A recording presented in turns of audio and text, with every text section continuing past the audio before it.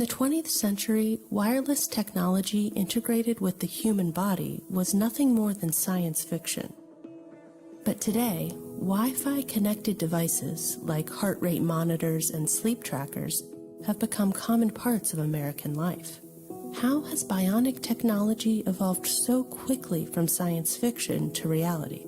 And what could this Internet of Bodies mean for our lives moving forward?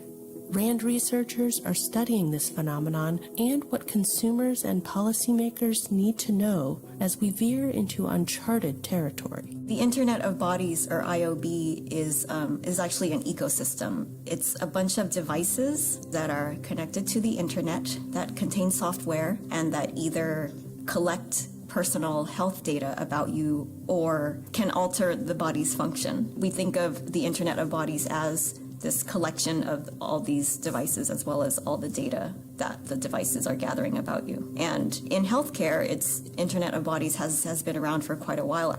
With the advent of the internet, it makes a lot of sense to connect your pacemaker to the internet so that your doctor can be automatically notified if something weird happens, if there's an anomaly. It's natural in a lot of ways to want to understand more about your body, how it functions, how well it's doing. IOB devices could revolutionize healthcare. Unprecedented amounts of personal health data could inform treatment plans that are completely tailored to a patient's needs.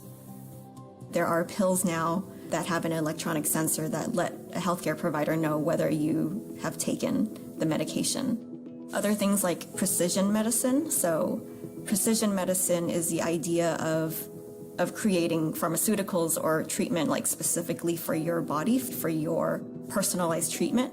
And I think IOB could really help with that because nowadays a lot of healthcare is based more on, average reactions, whereas with data from IOB devices, you might be able to really more precisely treat a certain disease. But the Internet of Bodies won't be a cure-all. In fact, the largely unregulated market poses risks to the uniquely sensitive data these devices collect. First of all, there's the cyber risk of an actor potentially hacking into the system, whatever it might be.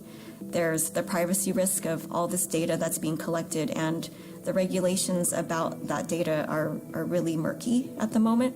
And so there's not a lot of clarity into who owns the data, what happens to it, who it gets sold to, how it's being used.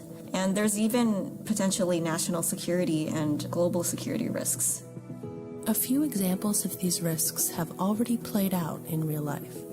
For instance, in 2018, highly sensitive information about U.S. military activity and base locations was inadvertently revealed by soldiers' fitness trackers. So this is a pivotal moment.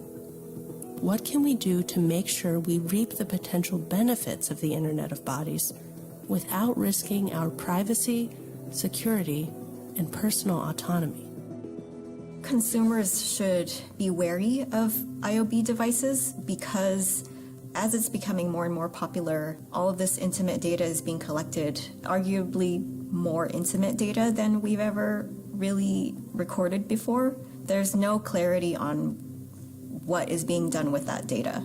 With an old mechanical pacemaker, there's no data that was being collected and stored, and you could look at a history of someone's heart rhythms. Because policy tends to lag behind innovative technologies like this, it's probably up to the consumers and to the healthcare patients to really be aware of the devices that they're using and what is happening to their data, and to know what the regulations are in their particular state, because it does vary so much state by state. Even if you think you're not interesting or that nothing will happen with your data, there are a lot of unknowns that I think we need to be careful about.